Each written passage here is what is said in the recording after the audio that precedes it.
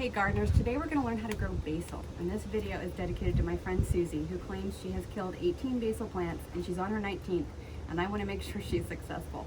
So we're going to start from seed today. A lot of people think there's only one kind of basil. It actually comes in dozens of varieties. I like to grow Basil Genovese. It's the most popular. It's the one you buy in your grocery store, and you can make pesto out of it or caprese salad, but there's also beautiful purple and colored varieties. This is extra healthy for you and it looks beautiful in the garden. I would not make pesto out of this though. The color's not pretty. So let's get started. Take 2 pots, not 1, 2. And the reason I'm asking you to take 2 is because my friend Susie wants to keep her basil plant inside on her kitchen counter. So at the end of the video, I'm going to show you a really great tip so that it always looks great. So take your pots, fill both with soil.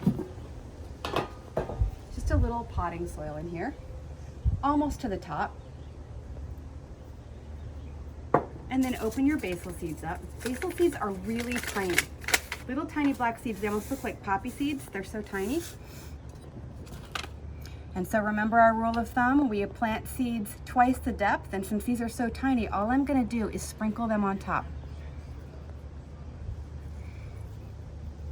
And I'm gonna do the same thing with this pot in just a minute. Now, for just a couple of days, we're gonna make this pot, this cute little pot, look really ugly, but we have a good purpose to it. So what we're gonna do is water it. You wanna get it all nice and wet, those basil seeds on top. Don't cover them with soil. And then I want you to put the pot right in the water, because this will keep this plant perfectly hydrated. It will suck up the water that it needs, and you won't over or underwater it. And then we're going to take some plastic wrap, any kind will do, and you're going to stretch this on top of your basil plant. So this does not look cute at all. It looks pretty ugly, but this is we're doing this for a great reason. This is going to trap all the moisture and the heat. Basil really likes heat, and those seeds want to be wet.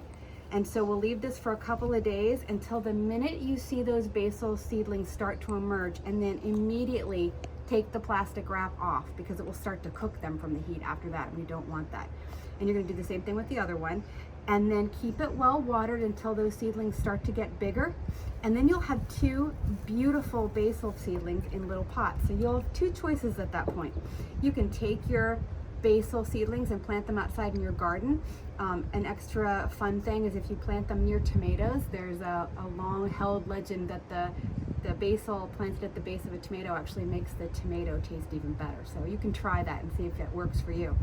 But my friend Susie wants to keep these on the kitchen counter. So what happens is when you keep a seedling like basil that really, really needs sun on your kitchen counter, it's hard to keep it alive because it really needs sun.